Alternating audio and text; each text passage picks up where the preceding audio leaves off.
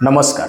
तर बघा, प्रत्येक व्यक्तीला एक चांगली लाईफ जगण्यासाठी त्याच्या कुंडलीमधला द्वितीय भाव स्ट्रॉंग असणं किंवा व्यवस्थित असणं फार आयएमपी गोष्ट आहे. कारण हा भाव तुमच्या उदरनिर्वाहाला, तुमच्या सस्टेनन्सला, अर्थातच तुमच्या धनाला दाखवणारा भाव आहे. पूर्वीचे लोक अन्नधान्याला, खाण्याला सस्टेनन्स म्हणत होते. म्हणजे तुमच्याकडे जेवढं धान्य असायचं त्या गोष्टी तुम्हाला सस्टेन करत होत्या, म्हणून द्वितीय भाव धान्याचा होता. पण आजचं हे जे जग आहे हे धनाद्वारे तुमचा सस्टेनन्स करवतं, म्हणून धनाचा भाव द्वितीय भाव. आणि लाईफ मधला सर्वात आयएमपी भाव देखील द्वितीय भाव आहे. जर तुम्ही स्वतःला सस्टेन करू शकत नसाल तर या लाईफमध्ये तुम्ही गोष्टी सोयीस्कर जगू देखील शकत नाही. म्हणून द्वितीय भावाचा आपण अभ्यासतोय आणि द्वितीय भावाला अभ्यासताना कुठं ना कुठं तर याचा जो कस्पल सबलॉर्ड आहे, म्हणजेच या भावाचं हृदय, आणि हा कस्पल सबलॉर्ड ज्या ग्रहाच्या नक्षत्रात बसला असेल तो ग्रह, या दोन गोष्टी तुमच्या उदरनिर्वाहाला ट्रिगर करतील, तुमच्या धनाला ट्रिगर करतील. बघा, ऍस्ट्रोसेज जर ऍप असेल तर तुम्ही चेक करू शकता द्वितीय भावाचा कस्पल सबलॉर्ड कोण आहे, आणि याच्यानंतर तुम्हाला पाहायचं आहे की हा जो द्वितीय भावाचा कस्पल सबलॉर्ड आहे तो कोणाच्या नक्षत्रात बसलेला आहे, म्हणजे कोणत्या नक्षत्रामध्ये बसलेला आहे. तुम्हाला दोन ग्रह मिळतील. मी इथं एक्झाम्पल साठी घेतलेला आहे की द्वितीय भावाचा कस्पल कोण बनला, गुरु बनला, आणि हा गुरु केतूच्या नक्षत्रात आहे. आता ज्यावेळी तुम्हाला हे दोन ग्रह मिळतील त्यावेळी आपल्याला पाहायचं आहे की हे दोन ग्रह तुमच्या कुंडलीमध्ये कुठे बसलेले आहेत. ज्या भावामध्ये हे दोन ग्रह बसलेले असतील, आता अर्थात वेगवेगळ्या भावामध्ये असतील, अनेक गोष्टी त्यामध्ये ऍड होतील, पण बेसिक लेवलला हे दोन ग्रह ज्या भावामध्ये बसतील तो भावच तुमच्या उदरनिर्वाहाची, तुमच्या धनाची, तुमच्या सस्टेनन्सची चावी बनेल. तो भावच उदरनिर्वाहाला ट्रिगर करेल असं आपण इथं म्हणू शकतो. द्वितीय भावाचा कस्पल सबलॉर्ड किंवा नक्षत्र लॉर्ड जर फर्स्ट हाऊस मध्ये बसला असेल, द्वितीय भावाचा कस्पल सबलॉर्ड किंवा नक्षत्र लॉर्ड गुरु असेल किंवा केतू असेल, ऍट अ टाइम तुम्ही दोन्ही ग्रहांना घेऊ शकता किंवा एका ग्रहाला घेऊ शकता. जर तो फर्स्ट हाऊसला दाखवत असेल तर कुठं ना कुठं स्वतःला रिप्रेझेंट करण्याच्या माध्यमातून, कुठं ना कुठं हेल्थ सेक्टरच्या माध्यमातून, कुठं ना कुठं जे सेक्टर स्वतःच्या बद्दल असतील, स्वतःला रिप्रेझेंट करणारे असतील, जसं की मॉडेलिंग वगैरे, जसं की कस्टमर सर्व्हिसेस मध्ये तुम्ही स्वतःला रिप्रेझेंट करता, जसं की युट्यूबद्वारे तुम्ही स्वतःला रिप्रेझेंट करता, अशा प्रकारचे जेवढे जेवढे सेक्टर फर्स्ट हाऊसला रिप्रेझेंट करतील त्या फर्स्ट हाऊसच्या माध्यमातूनच तुमचा उदरनिर्वाह चालेल, तुमचं सस्टेनन्स आहे. आता याची सर्वात मोठी रेमेडी काय तर स्वतःला चांगलं बनवणं, स्वतःला स्ट्रॉंग बनवणं, पर्सनॅलिटीवर काम करणं, स्वतःच्या हेल्थवर काम करणं, या गोष्टी तुमच्या सस्टेनन्सला देखील ट्रिगर करतील. त्यामुळे इथं स्वतःची पर्सनॅलिटी आणि स्वतःवर काम करणं फार आयएमपी गोष्ट आहे. तुम्ही स्वतःच तुमच्या धनाचं सर्वात मोठं साधन आहात. जशी तुमची हेल्थ, जशी तुमची पर्सनॅलिटी, तशी तुमची वेल्थ, असं इथं आपण म्हणू शकतो. स्वतःवर काम करा, व्यायाम करायला सुरुवात करा, पर्सनॅलिटी बनवा. याच गोष्टी कुठं ना कुठं तुमच्या धनाला ट्रिगर करतील, याच गोष्टी कुठं ना कुठं तुमच्या सस्टेनन्सला देखील ट्रिगर करतील. पुढे जाऊया. द्वितीय भावाचा जो कस्पल सबलॉर्ड आहे किंवा नक्षत्र लॉर्ड आहे, हा जर सेकंड हाऊस मध्ये बसला असेल, गुरु किंवा केतू, दोन्ही गोष्टी आपण एक्झाम्पल नुसार घेतोय. जर हा द्वितीय भावामध्ये बसला असेल तर कुठं ना कुठं द्वितीय भावच तुमच्या उदरनिर्वाहाला ट्रिगर करेल. आता द्वितीय भाव काय आहे? द्वितीय भाव तुमचा पैसा आहे, तुमची फॅमिली आहे. फॅमिलीच्या माध्यमातून उदरनिर्वाह करू शकता, कुठल्याही प्रकारचा फॅमिली बिझनेस करू शकतो आपण ऍज अ पैशासाठी. त्याच्यासोबत द्वितीय भाव बोलण्याचा आहे, बोलण्याच्या माध्यमातून उदरनिर्वाह इथं होऊ शकतो. जसे स्पीच देणारे लोक असतात, सेकंड हाऊसचा यूज करतात. याच्या पलीकडे जाऊन द्वितीय भाव खानपानाचा आहे, खानपानाच्या माध्यमातून, फूडच्या माध्यमातून, अन्नाच्या माध्यमातून तुम्ही तुमचा उदरनिर्वाह करू शकता. ओव्हरऑल ही कंडिशन एक बेस्ट कंडिशन आहे. द्वितीय भावाचा स्वामी द्वितीयला दाखवतोय. डेफिनेटली व्यक्तीकडे धन असेल, पैसा असेल, या देखील गोष्टी इथं दिसत आहेत. फॅमिलीकडे धन असेल, पैसा असेल, या देखील गोष्टी तुम्हाला दिसत आहेत. अर्थात केपी मध्ये अनेक घरं तिथं जोडली जातात, त्या सर्व घरांचा समावेश आपण प्रेडिक्शन मध्ये करतो. बेसिक लेवलला या गोष्टी पाहायच्यात. डेफिनेटली कस्पल सबलॉर्ड, नक्षत्र लॉर्ड जिथं बसला असेल ते घर उदरनिर्वाहाची चावी असेल. जाऊया पुढं. समजा द्वितीय भावाचा कस्पल सबलॉर्ड किंवा नक्षत्र लॉर्ड, इथं मी नक्षत्राला घेतो, केतू थर्ड हाऊस मध्ये बसला, डेफिनेटली थर्ड हाऊसच्या माध्यमातून, तृतीय भावाच्या माध्यमातून तुमचा उदरनिर्वाह, तुमचा सस्टेनन्स ट्रिगर होईल. आता तृतीय भाव काय? कनेक्टिव्हिटीचा भाव आहे. जेवढ्या जेवढ्या ऑनलाईन गोष्टी आहेत यांचा भाव आहे, गॅजेट्सचा भाव आहे, ट्रॅव्हलिंगचा भाव आहे, याच्या पलीकडे जाऊन अवे फ्रॉम होमचा भाव आहे. ज्यावेळी तुम्ही स्थान परिवर्तन कराल, तुमचं जन्म ठिकाण चेंज कराल, डेफिनेटली तुमच्या सस्टेनन्स मध्ये वाढ होईल आणि तुमचं धनार्जन इझी मध्ये होईल असं आपण म्हणू शकतो. त्यामुळे थर्ड हाऊसच्या माध्यमातून, ऑनलाईन गोष्टींच्या माध्यमातून इथं आपण आपला उदरनिर्वाह करू शकतो, धनार्जन मिळवू शकतो. ट्रॅव्हलिंग ही याची बेस्ट रेमेडी आहे. अवे फ्रॉम होम म्हणजे लांब जाऊन काय ना काहीतरी करणं ही याची एकदम एक्सलंट रेमेडी आहे. तर या गोष्टी तुम्ही करू शकता. गॅजेट्स मध्ये जाऊ शकता, कमिशनिंग मध्ये देखील जाऊ शकता. डेफिनेटली कमिशनच्या माध्यमातून या व्यक्तीला धनार्जन होईल, त्याचा सस्टेनन्स देखील चालेल. आता पुढे जाऊया. द्वितीय भावाचा कस्पल सबलॉर्ड किंवा नक्षत्र लॉर्ड दोन्हीपैकी कुठलाही ग्रह जर चतुर्थ भावाला दाखवत असेल तर तुम्ही तुमच्या जन्म ठिकाणापासून धनार्जन करू शकता, उदरनिर्वाह करू शकता. याला वर्क फ्रॉम होमचं घर देखील म्हणू शकतो, कारण चतुर्थ भाव तुमच्या राहत्या घराचा आहे.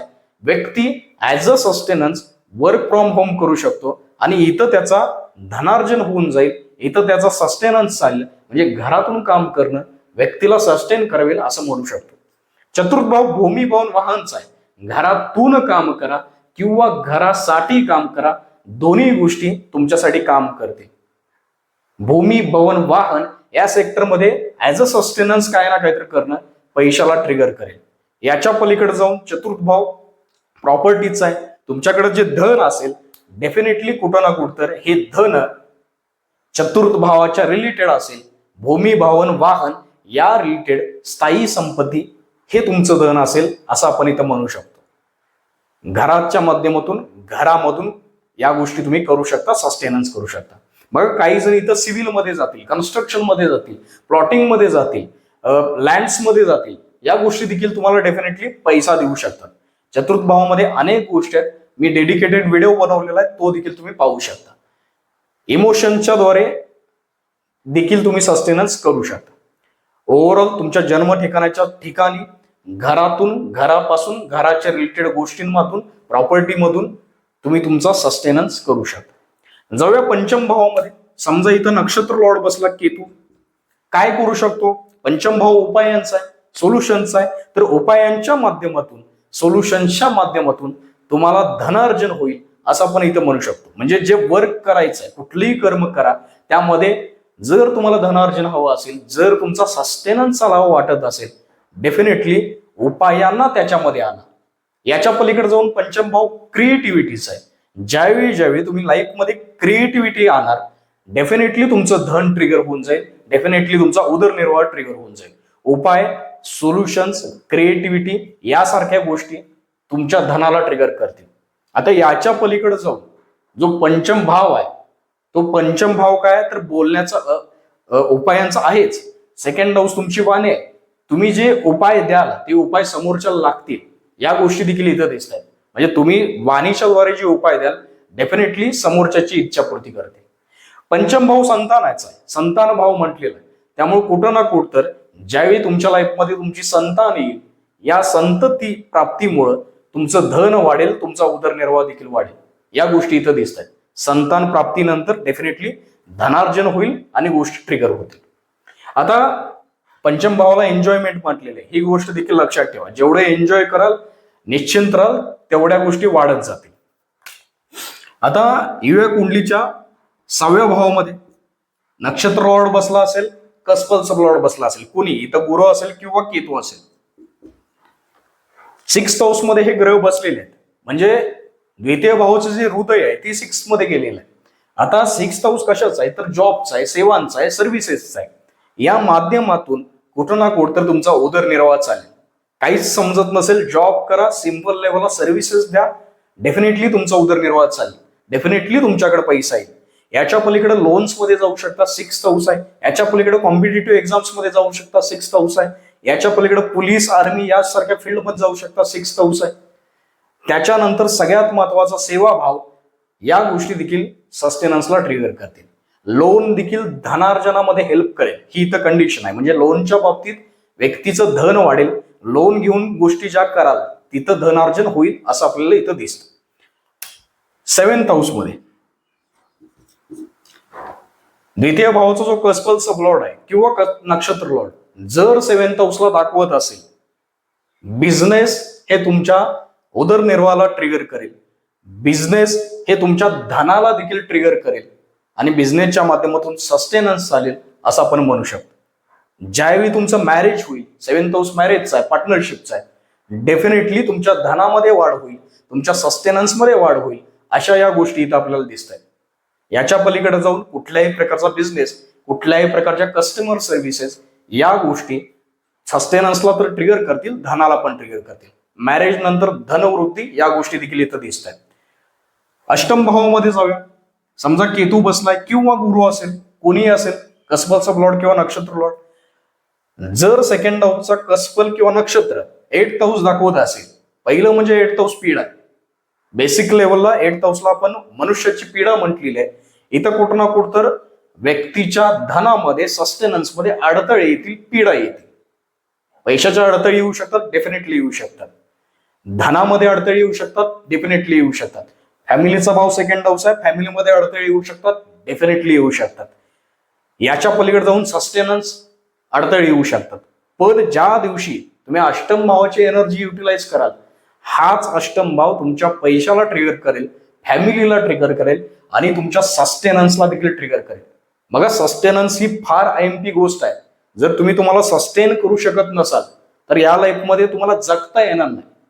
प्रत्येक व्यक्ती कुठं ना कुठं तर कुठल्या ना कुठल्या गोष्टीच्या माध्यमातून सस्टेन करतोय आणि सस्टेन करणं फार IMP गोष्ट आहे. अष्टम भाव तुम्हाला सस्टेन करवतोय, डेफिनेटली. अष्टम भाव इन्शुरन्स आहे, अष्टम भाव ज्योतिष ऑकल्टचा आहे, गुप्त विद्यांचा आहे.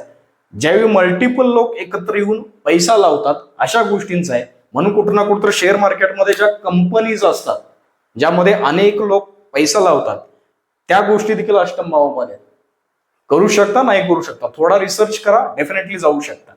याच्या पलीकडं अष्टम भाव काय तर पत्नीचा पैसा, म्हणजे तुम्ही जर शेअरिंग करत असाल वेल्थला पत्नीसोबत, डेफिनेटली इथं अष्टम भाव म्हणजे पत्नीचा पैसा तुमच्या वेल्थला वाढवेल.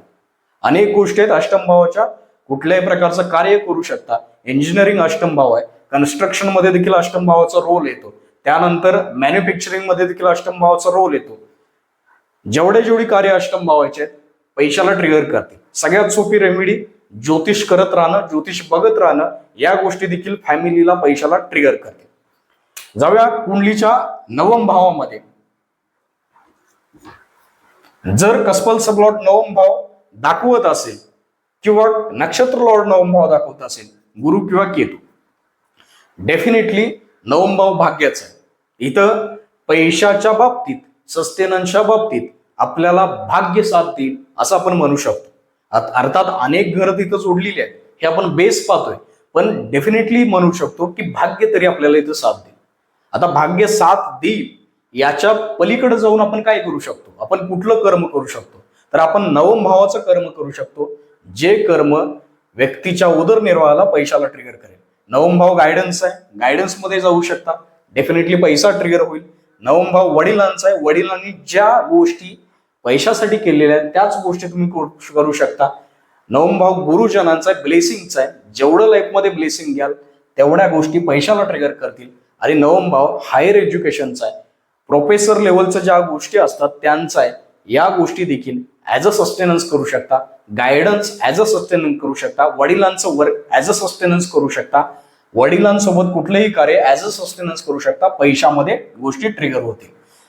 सगळ्यात मोठी रेमेडी काय असेल, ब्लेसिंग. जेवढे लाईफमध्ये ब्लेसिंग येतील तेवढ्या गोष्टी तुमच्या ट्रिगर होतील. ओव्हरऑल बेस्ट कंडिशन आहे. 9th भावामध्ये सस्टेनन्सचा स्वामी गेला. सस्टेनन्स द्वितीय भाव वाणीचा भाव आहे. तुमच्या वाणीमधून जो गायडन्स निघेल, 9th भाव आहे, डेफिनेटली व्यक्तीला हा गायडन्स फायदेशीर ठरेल. त्यामुळं सस्टेनन्ससाठी करताय ठीक आहे, पण एक ज्योतिष सारख्या गोष्टींमध्ये तुम्ही येऊ शकता, तुमचा गायडन्स समोरच्याला फायदा देईल. 10th भावामध्ये समजा सस्टेनन्सचा स्वामी म्हणजे कस्पलचा लॉर्ड, भावाचा हृदय किंवा नक्षत्र लॉर्ड गेला, काय करू शकता, तुम्ही जे कर्म कराल त्या कर्माच्या माध्यमातून तुमचा उदरनिर्वाह, तुमचा पैसा ट्रिगर होईल. त्यामुळे इथं तुमचं कर्म जे आहे ते कर्म IMP आहे. तुम्ही जे काम करता ते काम IMP आहे.